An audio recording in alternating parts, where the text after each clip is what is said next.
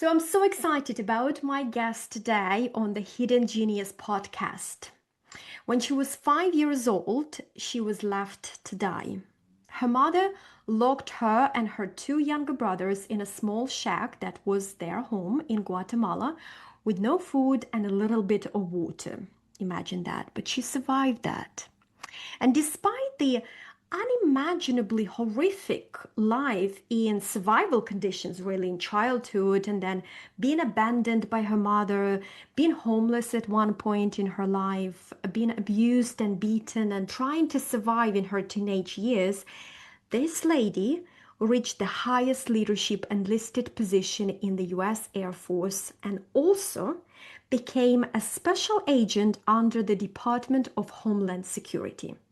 She humbly says, and I absolutely love that it's difficult to imagine for most people that a girl who lived in extremely primitive conditions in Guatemala, running barefoot under the rain, playing in the mud with her brothers, and eating ants and dirt to survive, would later become a woman who was invited to exclusive rooms in the White House and work at the Pentagon as an enlisted strategic partner and advisor. Now, I'm going to allow her to share her story and her hidden genius behind it, but I'm so excited to welcome Ericka Kelly, who is a good friend and a past client. So, welcome, Ericka. How are you? I am doing fantastic, Anna. Thank you so much for the invitation. I am excited to be here with you. Well, likewise, it's an absolute pleasure. So, I like to go straight to the heart of the matter. Now, I know everybody's story is unique, exciting, and amazing, right? But your story is in the league of its own, frankly. So, I know you have so much to share, but if I were to ask you, what is the story only Erica can share? What would you say to me? And you can go as broad or as specific and detailed as you like. Yes, I think that the struggle of getting out of my own way is the story that I would say comes from your question. Uh, being being left behind at such a young age of 5 in that shack and being there with my two brothers for 7 days and then being rescued. And I say rescue with quotation marks because uh, we were taken out of that shack. Mm. But the scar stayed. Hmm. The scar stayed. And I struggle for years, Anna. I struggle with what value do I bring to this world? Am I worth anything? I was angry. I isolated myself. I did not understand. And how could I, right? All those things, I guess those basic original things happened when I was 5. But nonetheless, that was a foundational piece of showcasing to me who I was as a person. So if I was to summarize Ericka Kelly's story, which is a miracle in itself, it would be that everything started falling into place in a positive light when I stopped. I Hmm. stopped being my own obstacle. Hmm.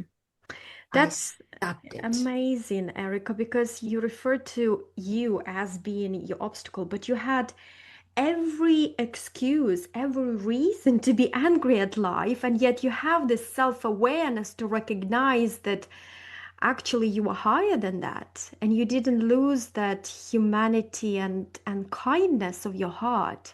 And despite all of that, like you say, that when you were questioning, am I worth it? What value do I bring to the world, to the table? You still managed to achieve incredible heights that I think your story belongs to those binge-worthy Netflix or Amazon shows. Honestly, you still you still achieved a lot. So what helped you? So this might be controversial, Anna. Um, the emotion, I was very, very good growing up. Even now, I'm pretty good at controlling my emotions. Mm, But that doesn't mean that I don't feel them.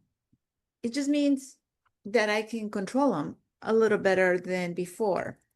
Now, when we came to the United States, I was 12, and that anger of being left behind, the really the anger of that mother coming back and getting us, and the journey to all that, the journey walking to the United States, all that added to a little bit more fury, more anger, right? Like, why is this happening to me? Who is that woman? Why is she back? Why is she taking us to a strange place? And then we get to the United States, and that anger still fueling me. And this is where the controversy comes from. Because at the beginning, I used anger as my primary emotion. I know people that know me now is like, I don't ever see you angry. I'm like, you should have seen me a few years ago, or maybe quite a bit of years mhm, ago. Anger fueled me at the beginning, Anna. I was so desperate to prove to anyone that I wasn't dumb. I was so determined to show people that I was worthy of my presence in this world. But at the beginning, anger was that, now I say it's almost like a rocket, right? A rocket needs that extreme fuel to lift it mhm, up. And then that energy cannot sustain, right? And something needs to change. So for me, I see it like that's how I picture it. I see that fuel, that complete energy as that anger, but then I realize that is going to kill me. That is mhm. going to burn me out. So I need to make a change. So then that anger, right? That, believe it or not, that anger kind of fizzle out to be compassion, fizzle out to give myself grace and to give grace to others as well, fizzle out to forgiveness to anyone that has hurt me. And then the journey of self-growth and self-awareness started to develop. I I love that, Erica, because you describe that anger as fuel and it's like fire and it can propel you forward. But if you're not careful with it, it can burn you. Yes. And then through personal growth, you brought a bit of, like, if we are referring to natural forces, you brought some water to calm it down a little bit Mhm. and to bring balance, to channel that anger into a more fruitful, productive way and force to help you grow and develop. And actually, because I know your story, despite that anger that you had at your mom and the conditions, now you are looking after your mom who has been bedridden for how many years? It must be already like 10, 15 years. Tell us Yeah, about it. she had a massive stroke in 2011, and the Yeah. medical community said she would be with us for 6 months. And I said, fantastic. We will have her with us at home for as long as she is on Earth. And she's still, my mom is a blessing to me. Yeah, she's still with us, and we have the honor to take care of her. Wow. That speaks a lot. I mean, actions always speak louder than words. So when you say that you found ways and personal power to transform that anger into more productive Yeah. way, Yeah. you mean it because your life story is an example of that. Eric, I know that you're very vulnerable when it comes to your story, and you share openly because I feel like, when we share truthfully and authentically who we are, all the like even our imperfections and some insecurities, we open other people's hearts. But is there any part of your journey, of your story, that you have been afraid to share? But Yeah. what if that is the very thing that people, your audience, your clients really need to hear? Is there such part of your journey? Uh, for years, I was ashamed of my story. Mm, So, what I am sharing with you, and I share with different audiences now, again, is part of the journey. But I was ashamed of being poor. I mm, was ashamed of speaking English with an accent. I was ashamed of being small framed. Everything that I perceived, it could have been true, but my perception also was guiding my thinking. I perceived it as criticism. So my mind was saying they're criticizing you because you can't speak English clearly. They're criticizing you because, and I had this list on top of a list of things of why people did not accept me, people criticized me, people didn't like me. And so I hid I kind of like pushed that shame. And I created, Anna, a perfect life. mm, I had the perfect parents, the perfect childhood. I lived in a middle class here in the United States, middle class life. I went into the military, and the military helped me find education. And I had this great, amazing job with a three-letter agency. And so again, like you said earlier, I could have used all those things that happened to me as nice little blankets to protect myself. Well, no, I used lies to mm, protect myself. I created a perfect life. So, one thing that I do share, but I don't share it maybe enough, mm, is that I was in the turmoil of being rescued in that shack when I was 5 years old. Uh, I was sexually assaulted multiple times by family members. I don't share that story a lot. And the story goes this way. My grandma rescued us and to another shack. So mm, she once in a while, like maybe every other day, maybe every 3 days, we would eat something. We would have food. So my grandma would ask the three of us, my two brothers and I, that to be quiet when we went to family members' houses. And she said, just be quiet and do everything they tell you to do. Because if you are not quiet, they're not going to give us food, or they're not going to give us a few pennies so we could eat. So every time we went to visit those family members, not every time, but enough times, then there were males in my family that would go, we're going to take Ericka, little Ericka, away from the kids and the adults. We're going to go play. We're going to take Ericka. And they would take me to a backyard, to a garage, to a bathroom. It didn't matter. However, I was quiet, mm, just like my grandma told me.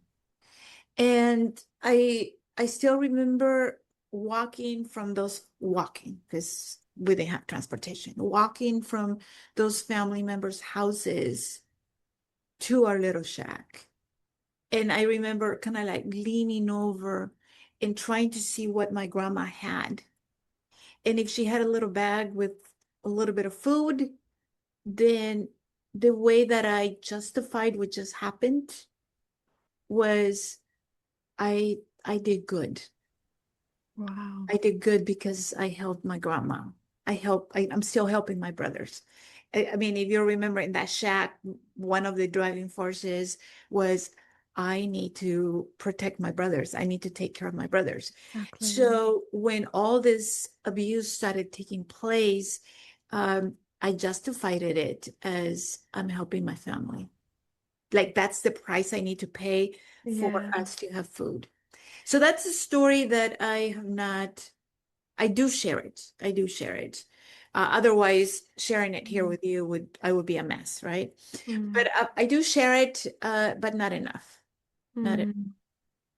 Erica, it takes incredible, well, it has taken an incredible courage at some point to be able to open up and speak about it and be Yeah. okay. I mean, you're truly a miracle because you have reconciled all those conflicts and all those traumas that were part of your past life, and it was easier for you to pretend, and it actually aligns really well when you say that you were questioning your worth, your value, because you were the obstacles, the circumstances were Yeah. diminishing your value so Yeah. dreadfully, so devastatingly, really, that I can't even imagine to think. And I just, I can only applaud your courage and your personal growth that has allowed you to openly share about it and have a composed demeanor about it. So, have you come to peace with that? Well, of course. Earlier I said compassion. Yeah. Um, I said forgiveness to every single person that has hurt me. Mm, That includes them, mm, right? That includes them, because I don't want to carry the weight that sometimes hate carries, that yeah. shame carries. Mm, So yeah, no, I choose and have chosen to definitely move forward, but see how things work out. Right now, I wouldn't change 1 second of my life. None. Because as a special agent in the military, I was able to then help children, right? mm, Children that were broken. mm, And I was able to be part of helping women that were broken. I worked, I want to say a few years, enough years, I should say, enough years in human trafficking and human smuggling. And mm. that included men, women, and children. But for me, I specialized mostly with children and women. And I think that my scars, I'm Mm. proud of my scars. My scars allowed me to comprehend what type of mindset those children and women were when we found them. Absolutely. It helped you connect and build that bridge of trust because, I mean, basically, like they saw themselves in you and they felt energetically that level of understanding that no intellectual comprehension would be able to give because you have Yes, lived it. right. I mean, I was on the other side, right? I was on the other side of the table with them. However, there's a unique language where I don't need to tell you that I've been there. Yeah. But Yeah. people with few words, the way your mannerism, your body language, your tonality of words, those children knew that I knew. Mhm. Exactly. Yeah. It's a soul connection, isn't Yeah, it? yeah, yeah, yeah, yeah. And it takes an incredible depth of maturity to be able to say, despite all those horrific um, conditions that you had to survive, you wouldn't change it for anything else because it brought you to who you are today, and there was meaning.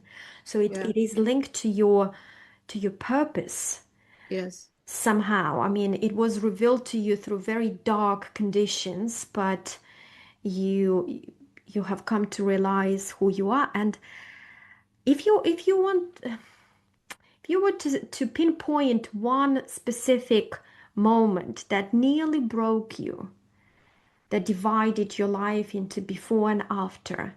What comes to mind first? Because I'm sure there are many moments that you can think of, but Mm. one moment. I think the moment that broke the mold of me, I always knew inside me that I had something else, right? Like this is temporary. My Mm, grandma used to say that all the time. Don't worry about it. It's temporary. It's temporary. And now I'm like, oh, she was so wise, right? But anytime that I had this is where you stay, this is your role. Don't dream. Don't think that you can, right? And just push, push, push. I always thought I can do better. And at the same time, everything was so heavy that I thought, oh, it's so much easier to just stay here then, right? So mm, much easier. However, I kept taking little baby steps forward. And I got, this is in the United States, I got the courage to apply for the Air Force, right? I remember And that. the Air Force was not my first yes, but my first big yes, Hmm. right? The Air Force says you qualified to be an airman. And I can't tell you, right? I can feel it. I can feel it right now. Like this, oh my gosh. Um, because I was going to break the toxic relationships, it was hope.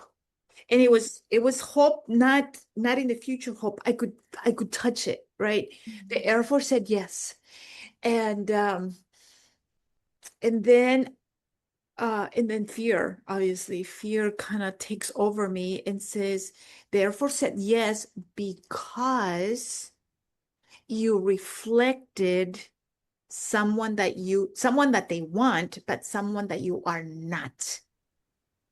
The And old then, story kept yes, yes, replaying that yes. old tune. Yes. So then, you know, right, that fear or the terror barrier, right, starts pulling me back into the center, going, who do you think you are?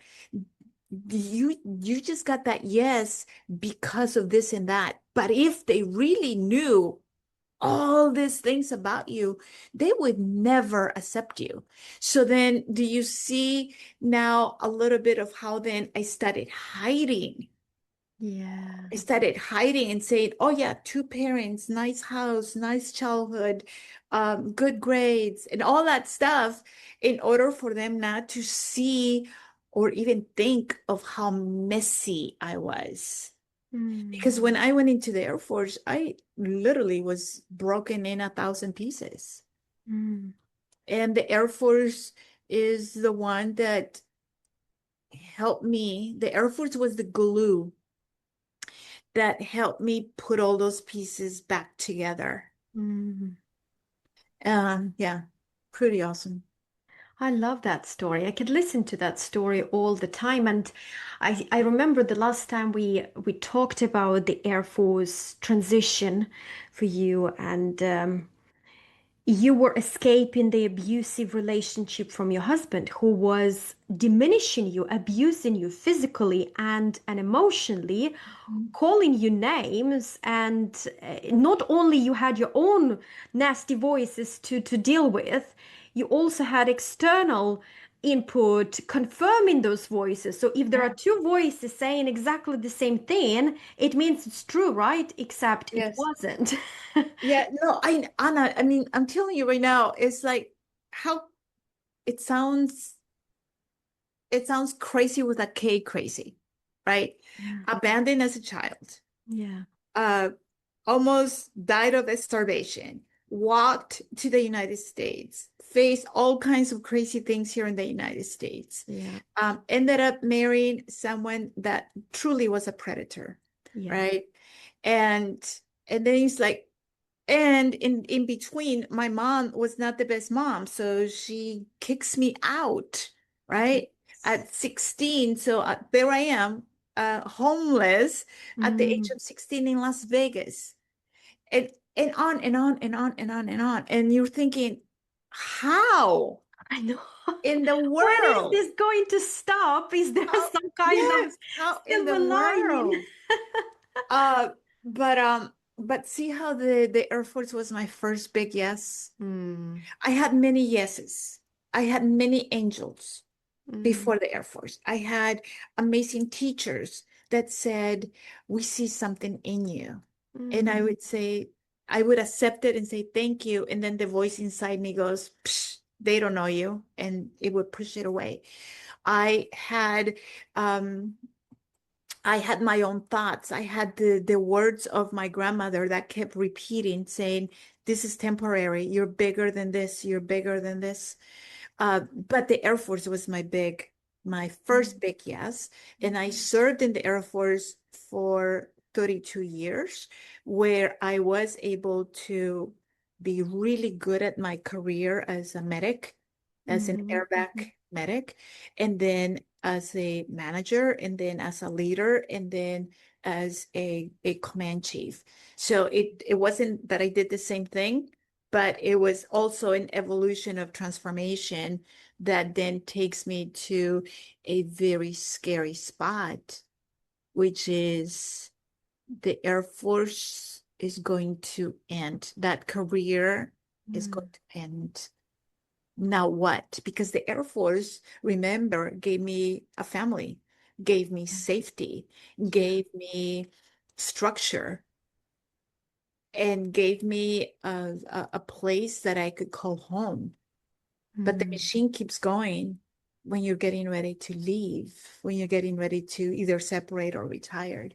So that was a really scary time for me because it was almost like an identity crisis. I was actually thinking of that word. It was identity. So it gave you foundation, it gave you the definition of who you are, the structure, and something to stand on. So, how did you navigate the transition into the civil world from the Yes, yes. regimented military world? Yeah. So, just for clarification, I did 32 years active and reserve time. And Mm, that's what allowed me to also have my law enforcement career. But nonetheless, um, the military and my law enforcement career, both government. So mhm, the mentality, the structure, the everything that I'm telling you, both places gave me. And I was getting to my retirement time on both of my careers. So mhm, I was about 2, maybe 3 years out from retiring. And again, something inside me says, no one can give you something that you're not willing to do for yourself. So I invested money. And at the time, because I didn't know anything, um, at the time it was a lot of money, but looking back, it wasn't at all. And that is the John Maxwell mm, uh, certification process of you learning how to be a coach, learning how to be a speaker, learning how to be a trainer. And they gave me my first step outside of uniform, outside of government. And I remember going through my first conference saying, I found a new family. mm, I found a home again outside of uniform. And Anna, for John Maxwell, two people were, and I'll say it for the rest of my life, because I think that these two individuals uh, saved me outside of the military. mm, And that is Christian Simpson mm, and Paul Martinelli, mm, because of the way that they taught, the way they mentored, the way that they coached, mm, the way that they saw life so much bigger than the way I was looking at it. I remember being, and this could have been maybe 2018. I remember being on a call with Christian Simpson, mm, and I'm getting ready. I'm getting ready for work. I'm putting my uniform on and I'm listening to the call and I'm listening to him answer questions. And he says something, and I can't tell you what it is. And I can't tell you what he said. And I can't tell you who he was talking to. Mm, I can just tell you that his voice touched my soul.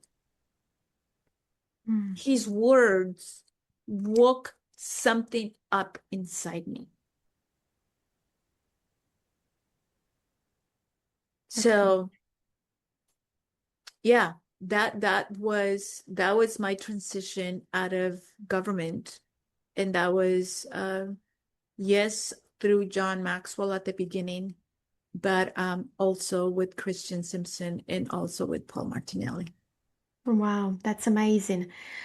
Erica, I can see that there is a big thread in your life that is kind of coming into a full circle of you started since you gained your consciousness and been able to evaluate yourself and life around you. When you were questioning yourself, am I good enough? Am I worthy? What value do I have?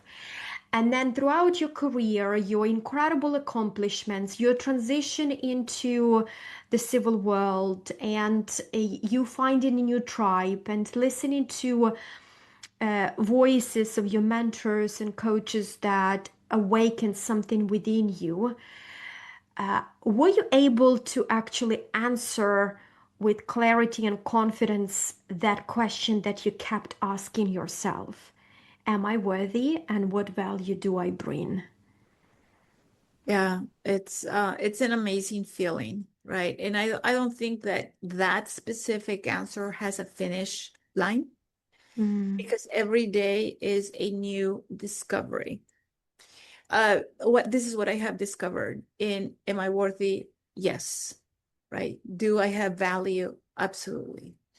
Am I happy with who I am? Yes. Do I love myself? Yes. Do I respect myself? Yes.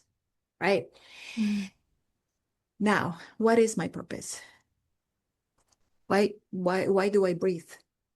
mm. And I have discovered that my purpose is to be the example to others and with my efforts to make them successful. I will find success. I have found success.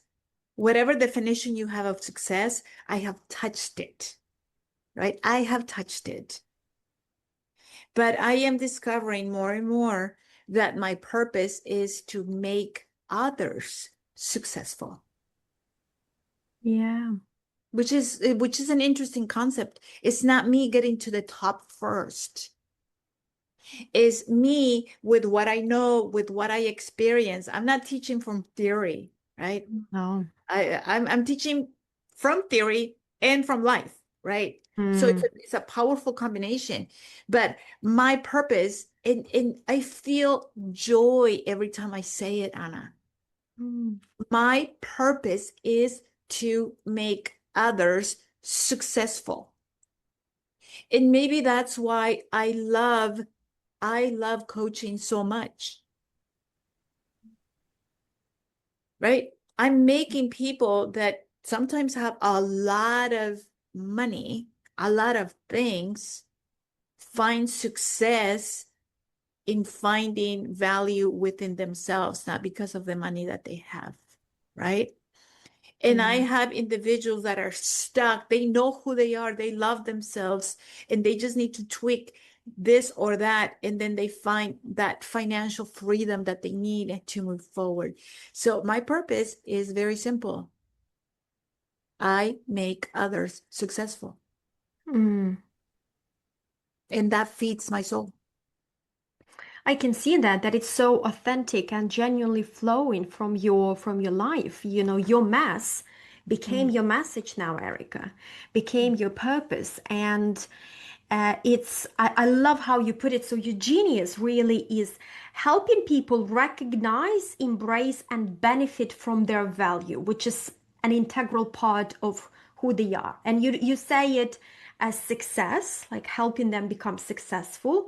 But I think it's so much more than that. It's not just that feeling of peace and contentment and inner harmony that I'm enough, I'm worthy, or even having that financial security and abundance, which are nice things, but it's the combination of like you make people whole.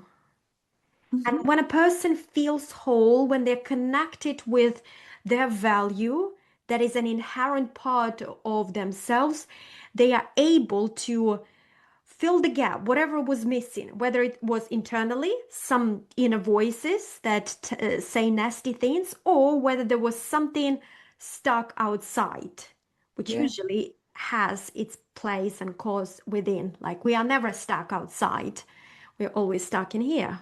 And what allowed you, Ericka, to make a shift from pretending and covering things up because you didn't feel like you were good enough or you were afraid that people would find out who you actually were, to be just who you are? Yeah, I think it happened in the middle of my military career. Mm, And I was part of a leadership panel. And there was maybe four of us, and there was an audience of maybe 1,000 people. mhm, And they're asking us questions about leadership. And one person, a young man, maybe 20 years old, says, says, Chief, what made you go into the Air Force? What a standard, normal question. mhm, Because the answer had always been because of education, adventure, serving my country, being part of something bigger than me, on and on and on. And it sounds really nice. And I had the script. mhm, However, for whatever reason, that moment, the way that that young man asked the question, I said, because I was looking to save my life. I was trying to survive from an escalation of violence where I knew that I was going to die, if not in weeks, in months. And the Air Force gave me a second chance in life. And I can tell you my peers, right? So I have two here, I'm here, and then another one, and they all kind of like their bodies froze. The audience just got really quiet. And then I shared a little bit about what it was to be married to Scott and how I promised the Air Force on my first night that they would never be ashamed of selecting me. And maybe at the beginning, making that promise, I don't want the Air Force to be ashamed of me, was the reason where I need to cover it up because I don't want them to be ashamed of me. So I have to have the perfect life. But in that moment, I share that. And after, right, more mhm, questions came, but a lot of like, Chief Kelly, Chief Kelly, Chief Kelly. And after the conference, you know, how you stayed behind. And there was I'm not saying this to brag, it was a reality check that I needed to know that I needed to tell my story and to be okay with my story. There was a line of people. And one of them was that young man that asked the question. And he gives me a hug. And he goes, I'm going to go home and tell my mom your story. And I go, awesome. And then he goes, I hid and still hiding from my father because she left them when I was very little because of that abuse and because of that escalation. And I need to tell my mom your story because she is still stuck in fear. mm, She's stuck in fear, and I need to showcase to her that there's a way out. And then I got others, right? My mom, my sister. I had women giving me a hug and just whispering, I'm going through the same thing right now, Yeah. right? So that was my message from God, from the universe, Mm. that I needed to see my story from a different perspective and to tell it, the good, the bad, and the ugly. We have different circumstances, but we all share one universal story that unites us under like this idea and the meaning of what it means to be human. So I can relate to your story. You can relate to my story on the ground of poverty, because poverty in different parts of the world is different, but it's equally devastating. Shame is a universal feeling that we all have. Guilt and not being enough. I love that. And when we share our stories, our messages, just authentically, not trying to look good, not trying to put on a mask to make it sound polished and perfect, we give others permission to accept who they are. And I think that's part of your mission as well. So thank you, Ericka, for sharing this little snippets of your story with us. I feel like there is a Netflix show that it needs to get in touch with you